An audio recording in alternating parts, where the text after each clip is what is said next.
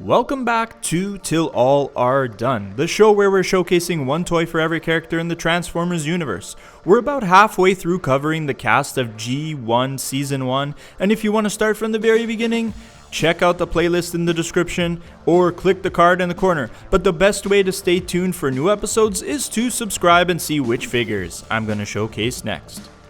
The fun thing about the G1 cast is that they have their own unique abilities and weapons that stick with you. They use guns and cannons, no big surprise there, but they put a lot of thought into them when it comes to the sound they make, the spectacle of the projectile, their usefulness, and more aspects like that. Like, when I think of Trailbreaker, I remember that big force field weapon that has bailed out Autobots numerous times. I didn't know who Trailbreaker was before watching G1, so it's memorable design aspects like this that have kept them in my head. There's not much media for this guy, but I think there's still a lot of interest in the character. So, we are back to the War for Cybertron line for a third time in a row, where they have retained a lot of the memorable aspects of his toy. Just shows how damn good this line is for G1 fans. They did a Voyager-class Hoist, so Trailbreaker was an easy, no-brainer retool. This is War for Cybertron Earthrise Voyager-class Trailbreaker. Transformers!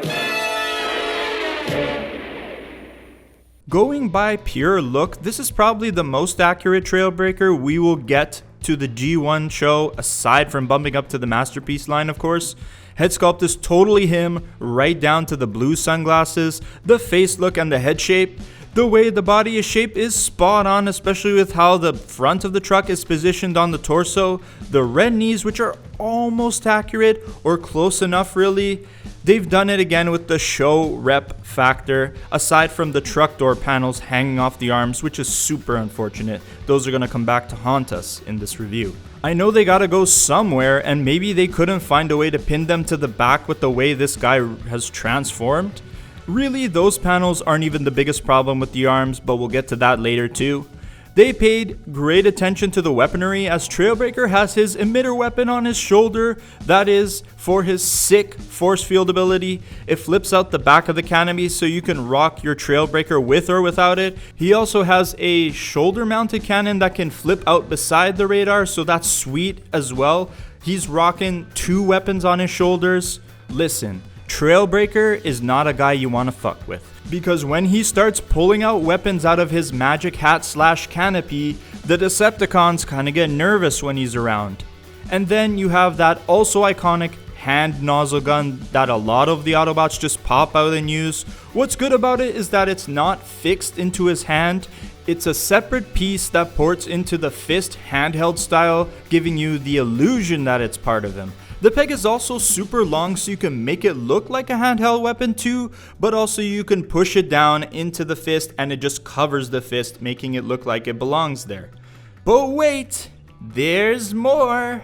The back canopy can also unpeg, and it works perfectly as a shield, so Trailbreaker is brimming with firepower and play factor. A lot of the toys in the War for Cybertron line are pretty good about this, and I think we've only covered one toy so far that had one weapon, which was Sunstreaker. But you could use that weapon in a bunch of ways, so it's not trying to knock him down, just an observation. So this Trailbreaker toy is doing some good stuff, just it's a shame that the build quality feels, how should I put this, lesser? I mean, we just did Sunstreaker from Earthrise, and the plastic quality this time feels pretty different from that release. For those people who worry about transparent plastic, rejoice, it's only the front windshield thanks to the way this guy has to transform. Or you can just get the 5-pack version in the Autobot Stand United multi-pack with the opaque cartoon windshield. It's funny how we've covered 4 of the 5 toys in this pack on the show already, just their original releases. I'm a sucker for transparent plastic, what can I say? Yeah, that's about it for the robot mode. I don't mean to say so little about it, but he's kind of doing his thing pretty well here. I have a lot more to say in the other parts of the reviews with articulation, transformation, and of course the alt mode. And unfortunately, not all of it is going to be glowing. Articulation goes as follows. Head is on a ball joint, so 360 degrees with tilt and nod in all directions, plus the transformation joint gets you a bit more, although I wish it would just lock in place, it's a bit loose. The arms are incredibly weird for this toy, like, what the heck are they doing? First off, they're technically separated from the body because they are actually pinned onto the truck panels instead. And then the truck panels are the pieces attached to the shoulder sockets and can spin 360 degrees, although there's some tightness I worry about with my copy.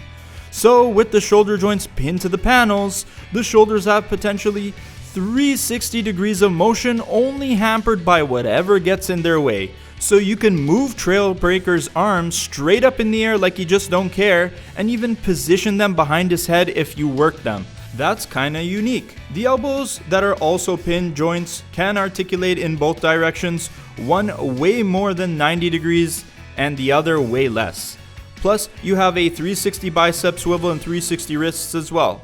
It sounds all like it's a great thing, but I'm still conflicted. How many toys get this kind of range in the arms? Not many, but the way it's all set up is very goofy, especially with these truck panels protruding out. Unique, yes, but it doesn't stop me from thinking this looks like those inflatable tube men with their hands waving like crazy. Great range be damned, I wish they didn't design the arms this way, as it's so awkward to look at him in most positions. Not everyone might agree with me on this though, but hey, that's okay, but I think it just looks so weird. Now, despite the big body, he's got a 360 waist rotation, so that's awesome. The thigh swivel is also 360 degrees as well. Legs kick outward 180 and forward 180, but while kicking back 180, it feels like the part is too big and the plastic rubs together. It will still go, but you have to force it, and that's not a nice thing to do. Rubbing plastic is not what we want.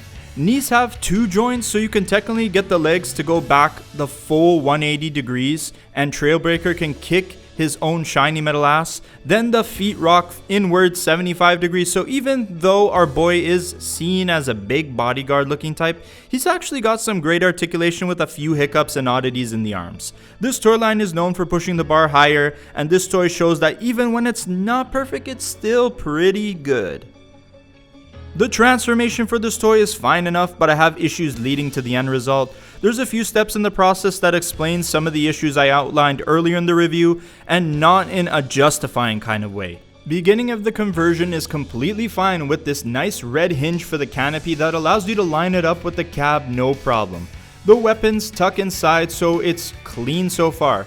But then we get to the part where we have to deal with the arms and legs. The legs don't clip together like most transformations do, and you have to clip each one individually to the bottom of the canopy. After doing that, you can already see a considerable amount of robot kibble under the chassis, but now we need to put the arms somewhere. Well, they just kinda tuck in there in the same fashion as you put them under the front hood of the truck. You can see them from the sides of the truck without even picking the toy up. There's the mushroom pegs for the wrists and even the fists themselves.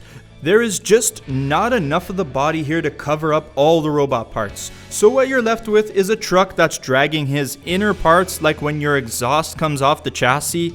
He's supposed to be a Voyager scale, so he's theoretically got more space and mass to work with, and yet the transformation is this thing that packs so tightly together to the point where not everything can fit in it.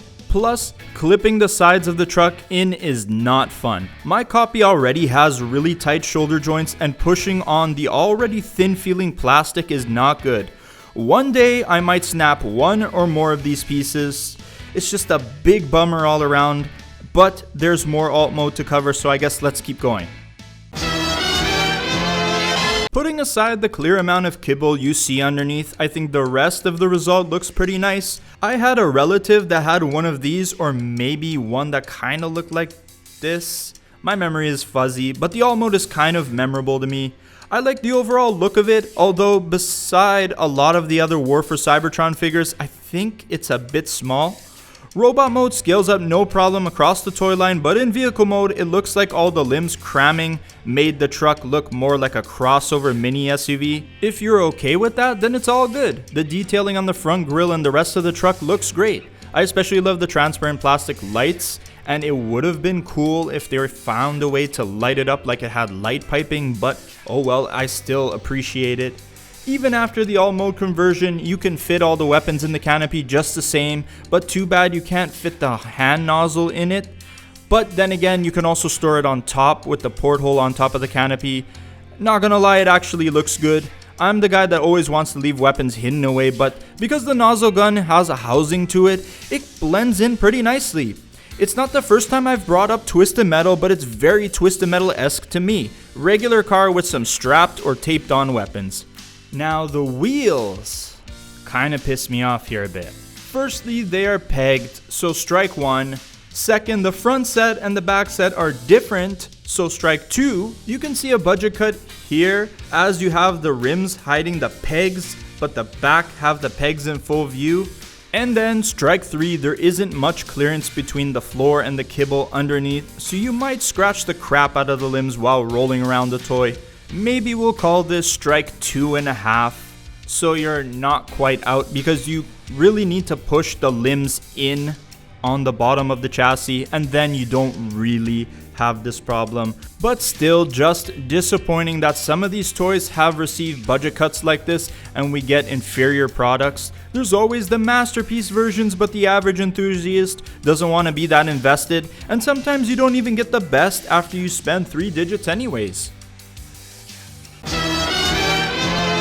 You know, when I first got this toy, I was really excited. Nice play features with the weapons, G1 accuracy, and good proportionally with the rest of my collection.